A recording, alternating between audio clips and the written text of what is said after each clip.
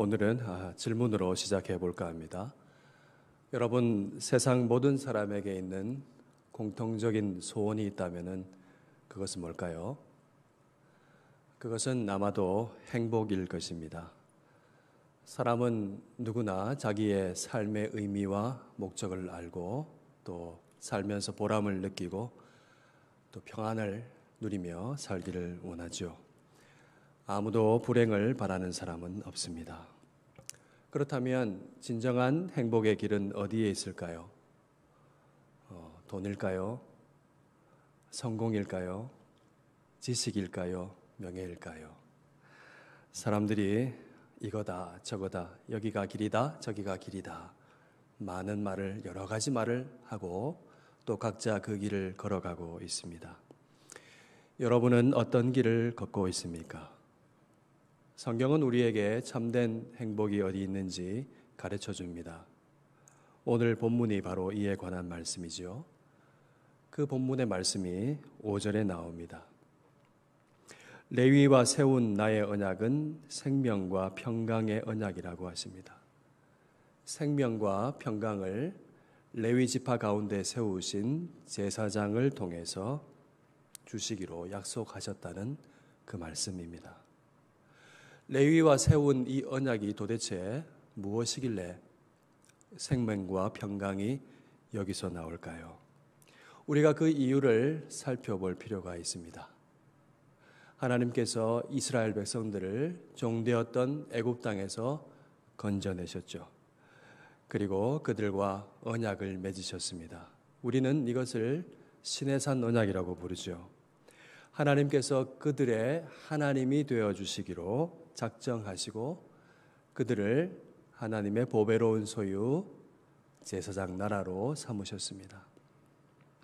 하나님과 백성과의 이 언약 관계는 나는 너희의 하나님, 너희는 내 백성이라는 이 짧은 구절에서 확인할 수가 있죠. 요약하면은 한마디로 하나님께서 저들과 언제나 함께 하시겠다는 사랑의 맹세인 것입니다. 그러나 하나님께서 이들 백성과 함께 하시기 위해서는 아주 중대한 문제가 해결되어야 됩니다. 그것은 그들의 죄였습니다.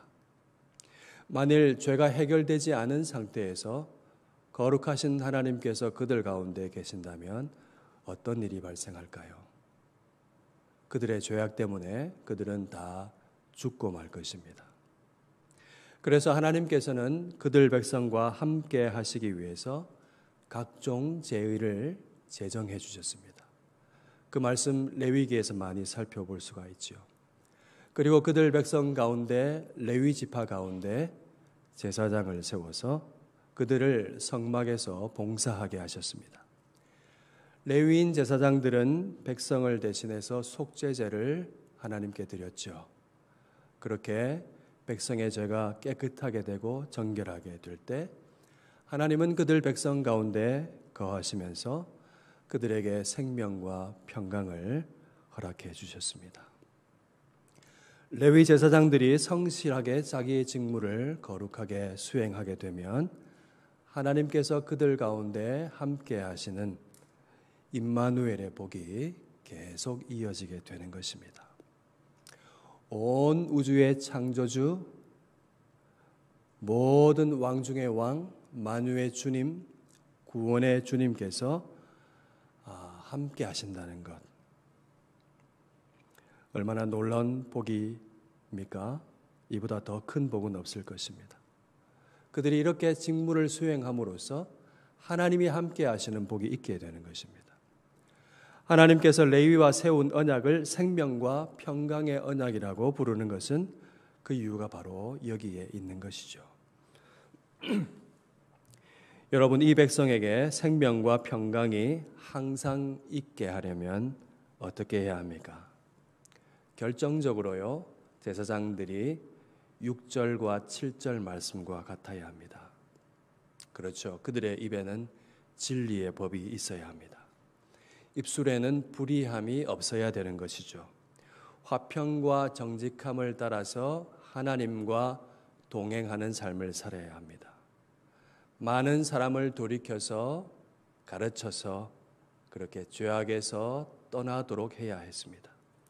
그들의 입술은 약속의 말씀, 하나님을 아는 지식을 지켜야 하며 사람들은 그의 입에서 하나님의 말씀이 들려지도록 준비되고 그렇게 자신을 가꾸어 가야 했습니다. 왜냐하면 그들은 하나님의 사자이기 때문에 그렇습니다. 메신저이기 때문에 그렇습니다. 그러나 말라기 시대의 백성들, 이 제사장들의 모습이 어떠했습니까? 우리가 지난 주일에 말씀을 통해서 살펴보았습니다. 그들이 훔친 것을 가져옵니다. 더러운 떡을 하나님께 드립니다. 병든 것, 저는 것을 갖고 왔습니다. 하나님은 분명히 그 제물은 흠없고 순전한 것이 되어야 한다고 말씀하셨음에도 불구하고 그들이 그렇게 했습니다. 여호와의 식탁은 더럽다고 말을 했습니다. 한 번 말한 게 아니고 계속해서 이야기했습니다. 이 얼마나 번거로운고 말했습니다. 한 번 말한 것이 아니고 계속해서 하는 말이에요.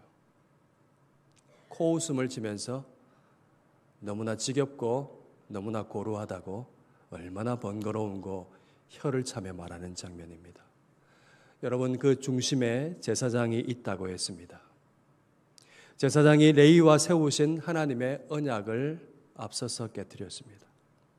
그들의 마음과 입술에 하나님의 말씀이 없었습니다.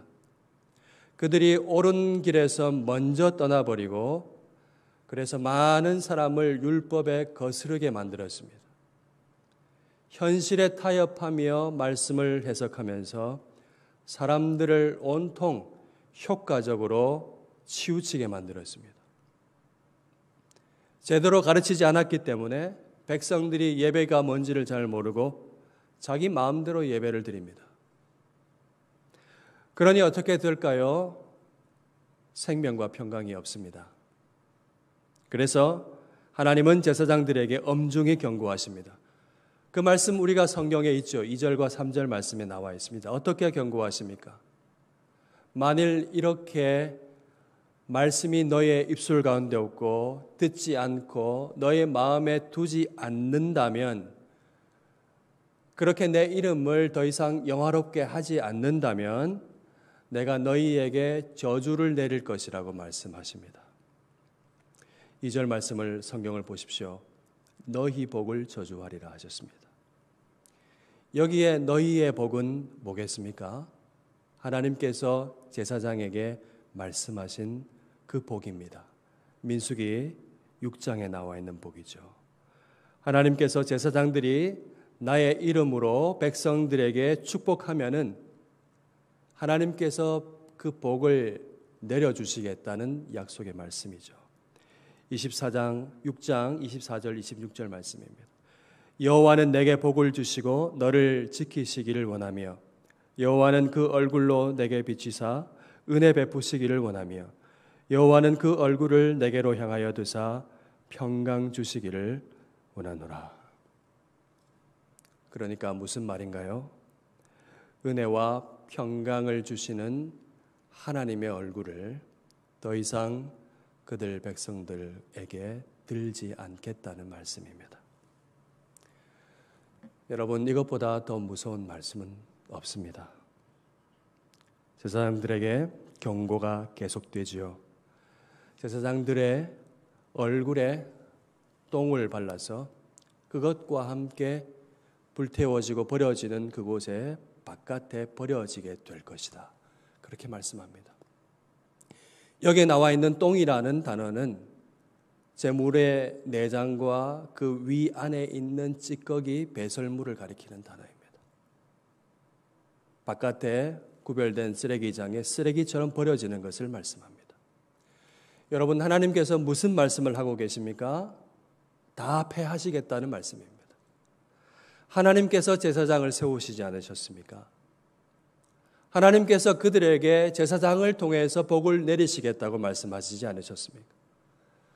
제사장을 제하여 버리면, 쓰레기처럼 버린다면 어떻게 되겠습니까? 속죄도 없고 은혜도 없고 평강도 없게 되는 것이죠. 더 이상 너희와 함께 하시지 않겠다 하는 그 말씀인 것입니다. 우리 부모가 가끔씩 이렇게 말할 때가 있습니다. 뭐 좋은 말은 아닌데요.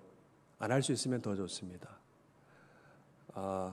저도 27년 생활 돌이켜보니까 종종 했던 것 같아요. 회개하는 마음으로. 무슨 말인가요? 그러려면 다 집어치워라. 그만해도 된다. 여러분도 하셨습니까? 왜 부모가 그런 말을 하게 될까요? 너무나 안타깝기 때문이죠. 자식을 사랑하기 때문입니다. 하나님께서 왜 성전문을 차라리 닫자라고 말씀하시겠습니까? 그 하나님의 심중의 진심은 그 반대인 것이죠. 하나님께서 왜 이렇게 제사장들에게 모질게 말씀하실까요? 레위와 세우신 하나님의 언약이 항상 있게 하시려는 것입니다. 그리하여 사랑하는 이 백성이 내가 약속하는 생명과 평강을 누리게 하시려는 하나님의 마음인 것입니다. 여러분, 불행이 뭔가요? 행복이 무엇입니까? 하나님의 얼굴 빛을 보지 못하는 것이 불행입니다. 하나님께서 함께 하심을 누리지 못하는 것, 보지 못하는 것이 슬픔인 것입니다. 하나님의 얼굴을 뵙기 싫어하는데 어찌 생명과 평강이 있겠습니까? 여호와의 식탁은 더럽다고 하는데 그 교제에 대한 아무런 기대와 관심이 없는데 무슨 생명의 떡을 먹을 수 있겠습니까? 시간이 아까운데 만나기 싫어하는데 무슨 평강이 있겠습니까? 여러분 생각해 보십시오. 저와 1대1로 만나고 있습니다. 그런데 상대방이 다음에 있을 사건이나 인물을 생각하면서 눈빛을 마주치지 않고 스케줄만 보고 있다면 인격적인 관계가 아니죠. 멸시하는 것입니다. 하나님께서 우리에게 경고하십니다. 사랑하시기 때문에 가슴 아프게 모질게 말씀하십니다. 말씀이 마음에 없는 것, 그것은 시작된 것이다. 말은 하지 않지만은 심정으로 이 얼마나 번거로운 거, 그렇게 말하고 있는 너의 마음의 상태 이미 시작된 것이다. 교제에 대한 아무런 기대와 관심이 없는 그 메마른 마음 이미 시작된 것이다. 그렇게 말씀합니다. 여러분, 만약 그렇다고 한다면은 우리는 그만큼 충만한 삶이라는 것, 삶의 기쁨이라는 것, 만족이라는 단어의 의미라는 단어의 의미를 그만큼 깨닫지 못하게 될 것입니다. 세상은 말하죠. 너끈히 찾을 수 있다고 합니다. 길은 내 마음 가운데 있다고 합니다. 너가 사랑하고 의미를 두는 것이 곧 의미라고 이야기하죠. 그러나 사실은 그렇지 않습니다. 속고 있는 것입니다. 여러분, 우리가 성경에 나오는 이 백성의 역사에서 배워야 합니다. 이 백성이 하나님의 그 생명과 평강의 언약, 레위와 세우신 나의 언약, 하나님의 언약을 어떻게 취급했습니까? 헌신창처럼 버렸습니다.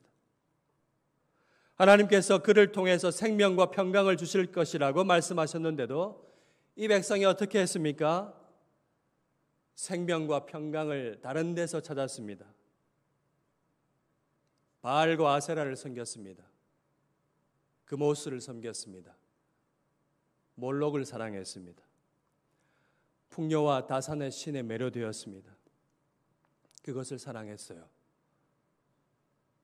오늘 우리식으로 말한다면은 돈을 따라가고 성공을 따라가고 명예를 따라가고 나의 즐거움과 쾌락을 숭상하는 것입니다.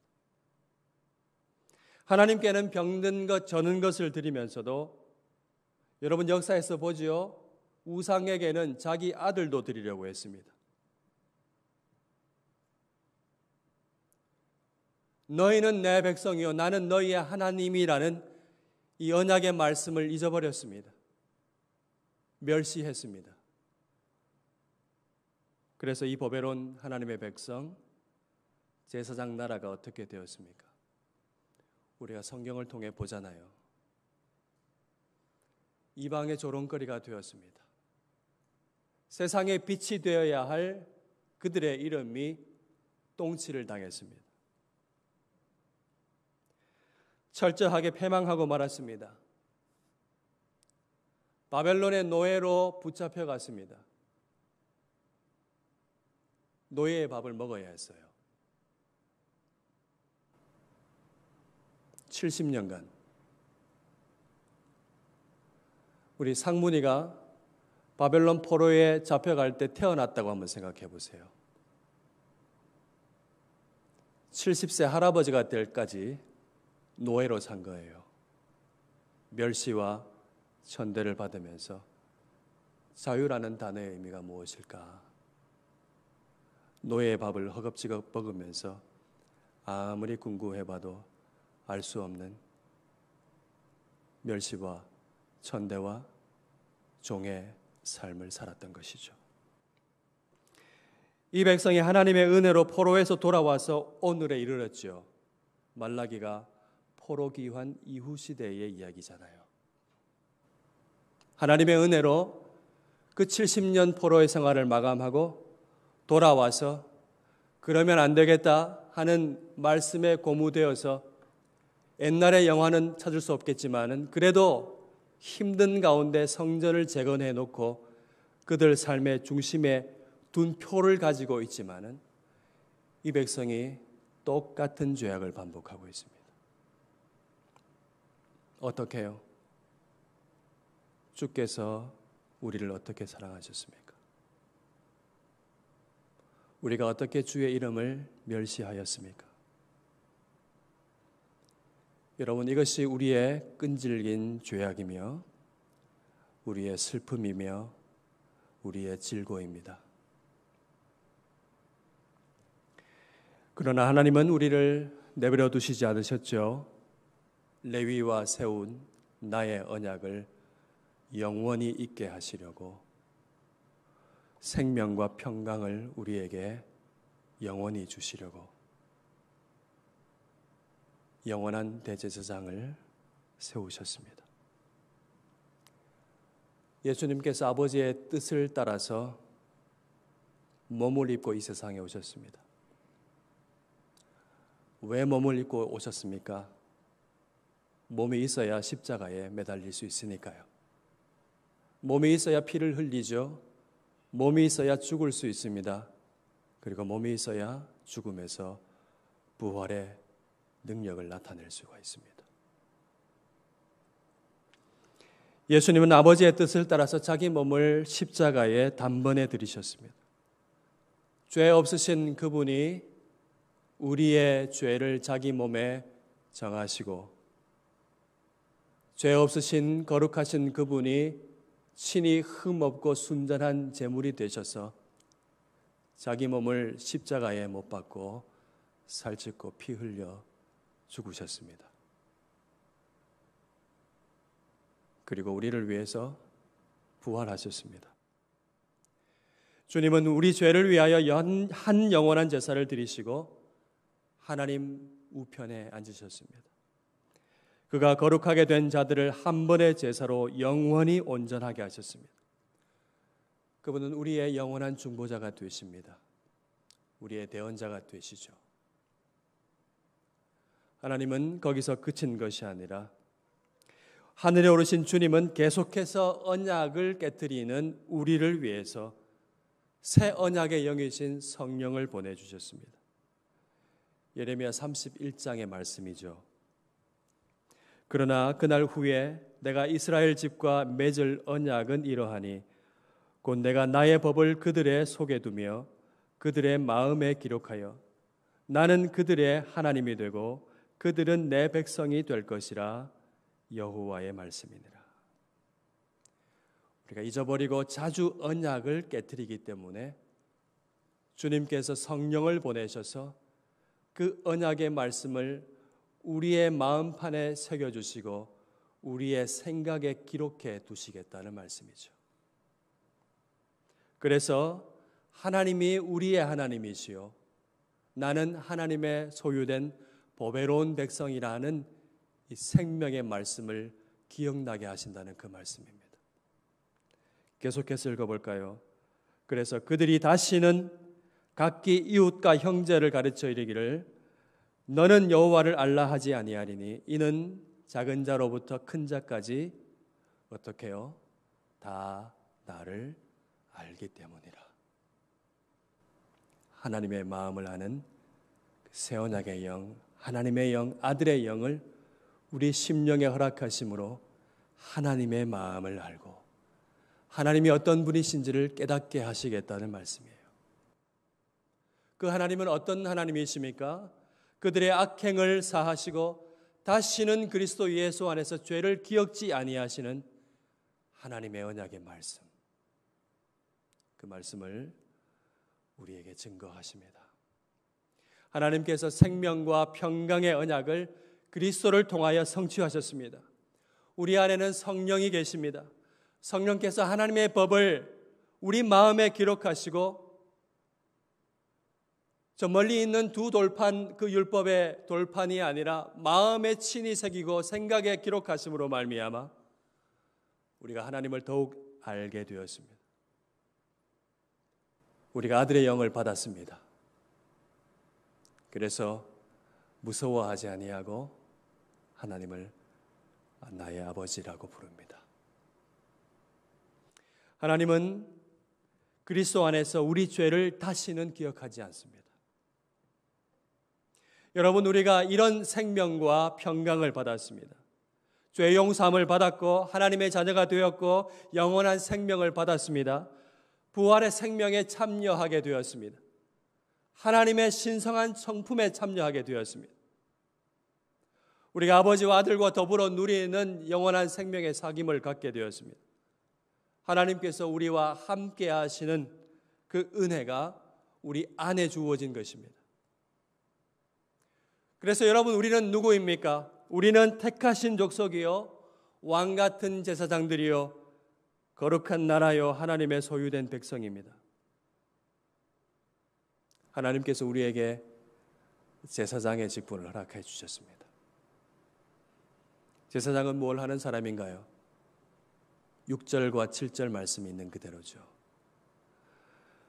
생명과 평강의 언약을 지키는 사람입니다. 그래서 우리의 입에는 진리의 말씀이 있어야 합니다. 우리의 입술에는 불의함이 없어야 합니다. 화평과 정직함으로 하나님과 동행해야 합니다. 많은 사람을 돌이켜 죄악에서 떠나게 하는 일을 해야 합니다. 하나님의 사자가 되었기 때문에, 하나님의 메신저가 되었기 때문에 하나님의 이 생명의 말씀을 증언하는 사람이 되어야 됩니다.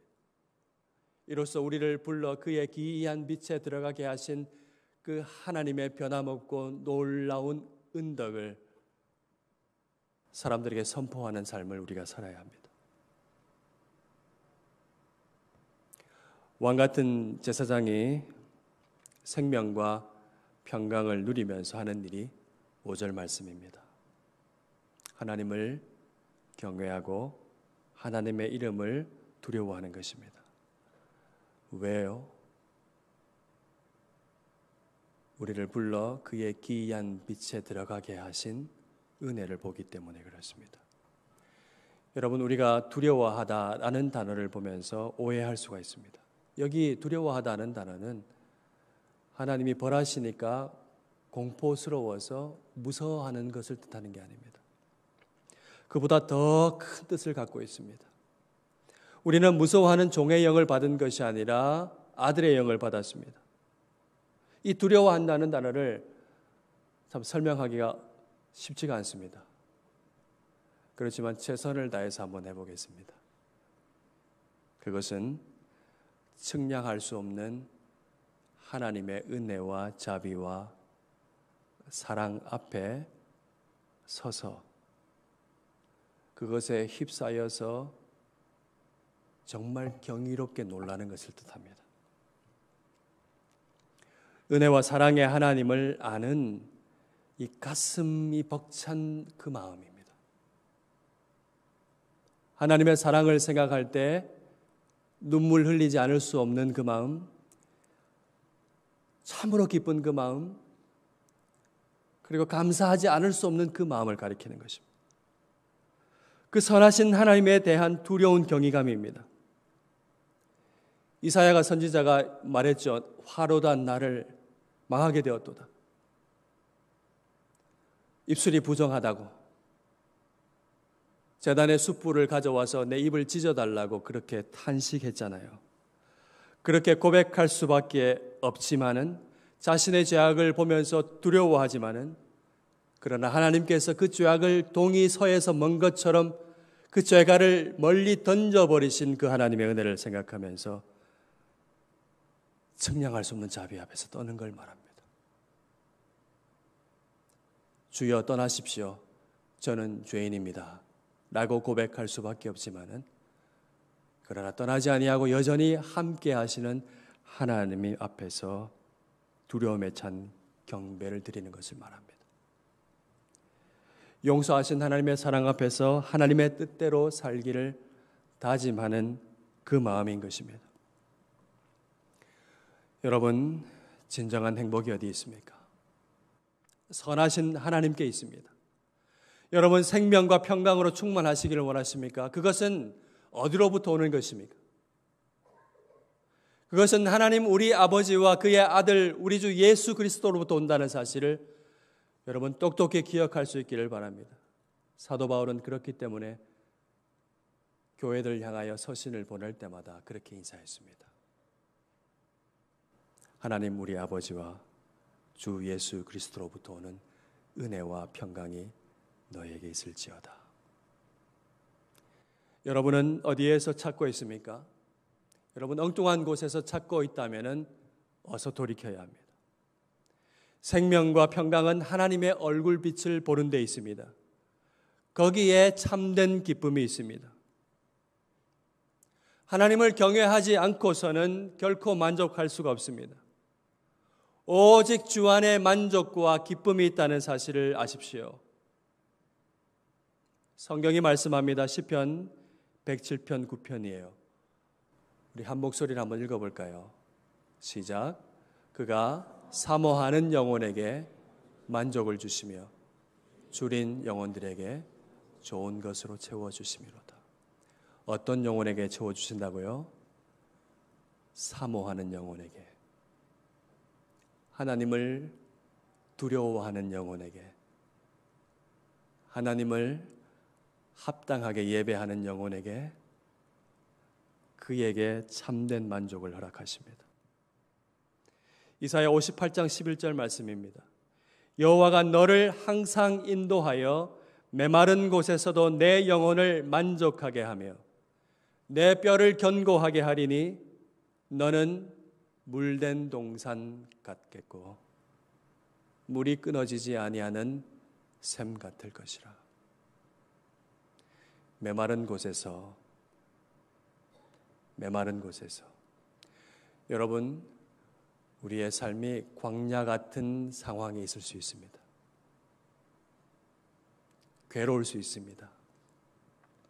그러나 하나님의 약속이 뭡니까? 하나님께서 그들을 인도하시고 우리에게 그 메마른 곳에서도 물이 끊어지지 않는 물된 동산과 같이 생명의 실과를 맺게 하실 것이라는 약속입니다. 샘 솟는 생명수를 받아 먹게 하겠다는 하나님의 결심입니다. 하나님께서 메마른 곳에서도 우리 영혼을 만족해 하십니다. 우리는 메마른 곳에서도 물된 동산 같을 것입니다. 물이 끊어지지 아니하는 샘과 같을 것입니다. 기쁨은 오직 주 안에 있다는 사실을 여러분 꼭 기억하십시오. 여러분, 나를 공경함이 어디 있느냐, 나를 두려워함이 어디 있느냐, 이 하시는 하나님의 말씀 앞에서 여러분은 어떻게 응답하시겠습니까? 진정한 행복은 하나님을 예배하는 데 있다는 사실을 아십시오. 하나님을 경외하는 데 있습니다. 예배의 자리가 생명과 평강이 주어지는 곳입니다. 거기서 하나님은 당신의 얼굴빛을 우리에게 비추십니다. 우리를 향해 드시고 그 영광의 강체를 우리에게 비추어 주십니다. 너무나 중요하기 때문에 다시 한번 말씀드립니다. 예배를 여러분 삶의 중심에 두십시오. 예배가 여러분의 삶의 최우선이 되게 하십시오. 예배를 생명과 같이 여기십시오. 우리의 삶을 하나님께 거룩한 산제물로 드릴 때에 우리는 메마른 곳에서도 솟아나는 만족과 기쁨이 무엇인지를 깨닫게 될 겁니다. 거룩한 산제물 삶으로 드리려면 솔직히 고단합니다. 남이 안 해도 되는 일을 해야 되니까요. 좁은 길을 가야 합니다. 그래서 메마른 것처럼 보입니다. 물이 없는 것 같이 보입니다. 그러나 하나님의 말씀을 기억하고 메마른 땅에서도 주님을 바라보며 그 길을 걷는 자에게 하나님의 생명수가 무슨지 그것을 맛보아 알게 하실 것입니다. 여호와를 경외하는 것이 지식의 근본이거늘 미련한 자는 지혜와 훈계를 멸시하느니라 말씀하셨습니다. 하나님을 두려워한다는 것은 그저 내면에 있는 종교적인 감성과 정서 같은 것이 아닙니다. 우리의 삶이 행복으로 가게 하는 실제적인 말씀이에요. 거룩한 정서인 것입니다. 거룩한 의지인 것입니다. 하나님을 경외하면 실제적인 삶의 지혜를 우리 가운데 허락하십니다. 여러분 이 말씀을 똑똑히 기억하십시오. 잠언 14장 28절 말씀입니다. 여호와를 경외하는 것은 생명의 셈이니 사망의 그물에서 벗어나게 하느니라. 하나님을 경외하는 것은 생명의 샘을 마시는 것입니다. 물이 있어야 살잖아요. 그 물을 먹게 하시는 것이 바로 여호와를 경외하는 그 자리입니다. 여호와를 경외하면 그 하나님의 영광의 광채에 그 빛을 받아서 우리 앞에 놓여 있는 어둠이 무엇인지를 분별할 수 있습니다. 우리를 사로잡고 음란하고 음탕한 사망의 길로 걷게 하는 것이 무엇인지를 똑똑히 보게 하시는 것입니다. 하나님을 경외하면 사망이 쳐놓은 그 덫과 그물에서 벗어나게 되는 것입니다. 자유하게 됩니다. 여러분 가장 어리석은 사람이 어떤 사람인가요? 물을 가두지 못하는 웅덩이를 열심히 파는 사람입니다. 우리는 그 단어를 한마디로 이렇게 얘기하죠. 헛수고. 예레미야 선지자가 그 백성들에게 가슴 아프게 이 말씀을 전했습니다. 내 백성이 두 가지 악을 행하였나니 꼭 그들이 생수의 근원되는 나를 버린 것과 스스로 웅덩이를 판 것인데 그것은 어떤 웅덩이인가요? 그 물을 가두지 못할 터진 웅덩이들이니라. 오늘 이 시간 하나님께서 성령으로 우리에게 말씀하십니다. 우리가 지난 2주 동안 그리고 오늘 포함해서 3주간 하나님께서 말씀하시는 두 가지 말씀을 들었습니다. 첫 번째는 뭔가요? 내가 너희를 사랑하였노라. 두 번째는 나를 공경함이 어디 있느냐? 나를 두려워함이 어디 있느냐?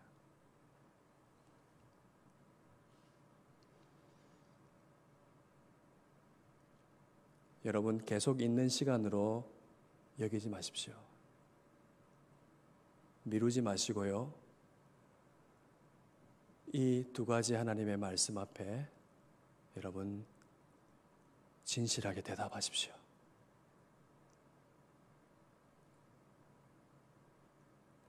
그것이 사는 길입니다.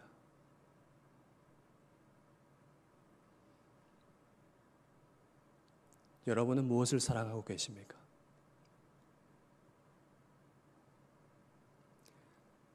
여러분은 무엇을 열심히 파고 있습니까? 우리 모두가 이렇게 고백하기를 바랍니다. 떨면서요. 베드로가 했던 것처럼 조반을 지어 먹이면서 내 양을 치라고 했을 때 네가 나를 사랑하느냐? 그렇게 주님께서 물었을 때 했던 그 베드로의 대답, 오 주님, 내가 주님을 사랑하는지 주께서 아십니다. 자신의 더러움을 보면서 주님의 영광스러운 사랑을 동시에 보는 겁니다. 하나님을 두려워하는 그 마음입니다. 그 경외함 가운데 우리의 생명과 능력과 평강이 나옵니다. 세상이 뭐라고 얘기해도, 뭐라고 거짓말을 쳐도, 뭐라고 위협하고, 뭐라고 이간질하고, 뭐라고 우리를 향하여 고소할지라도 그 어미로운 하나님의 은혜와 사랑 가운데 서 있는 그 영혼, 자기 부족함을 보면서 오 주님, 내가 주님을 사랑하는 줄 주께서 아십니다 라는 고백을 드리는 여러분 될 수 있기를 바랍니다. 큰 음성으로 이르되 죽임을 당하신 어린 양은 능력과 부와 지혜와 힘과 존귀와 영광과 찬송을 받으시기에 합당하도다 하더라. 오직 주님만이 모든 영광과 경배를 받기에 합당하십니다. 주 예수 그리스도께서 영원한 생명과 평강의 언약을 성취하셨습니다. 이제 우리에게 필요한 것이 무엇입니까? 영광과 찬송과 경배를 받기에 합당하신 유일하신 주님께 온전한 예배를 드리는 것입니다. 우리는 그 예배의 자리에서 생명과 평강을 얻게 될 것입니다. 우리는 그 은혜 앞에 서면서 순종하게 될 것입니다. 생명으로 충만하게 될 것입니다. 어둠을 분별하게 될 것입니다. 우리 자신을 발견하게 될 것입니다. 이로써 우리는 하나님을 닮아가는 행복자가 됩니다. 예배는 우리를 행복자로 만듭니다. 충만한 생명과 삶과 평강이 샬롬이 약속된 자리입니다. 레위와 세우신 영원히 있게 하신 생명과 평강의 언약, 하나님이 함께 하신다는 이 말씀을 믿고 주님의 말씀을 따라 살아가십시오. 왕 같은 제사장으로 부르시고 한 걸음 더 나아가게 하시면서 그의 빛에 들어가게 하신 하나님의 놀라운 은총을, 그 은덕을 만민에게 선포하는 거룩한 직무를 주 안에서 누리는 생명과 평강을 가지고 그렇게 살면서 사람들을 옳은 대로 인도하는 우리 교회, 저와 여러분 되시기를 주님의 이름으로 축원합니다. 아멘.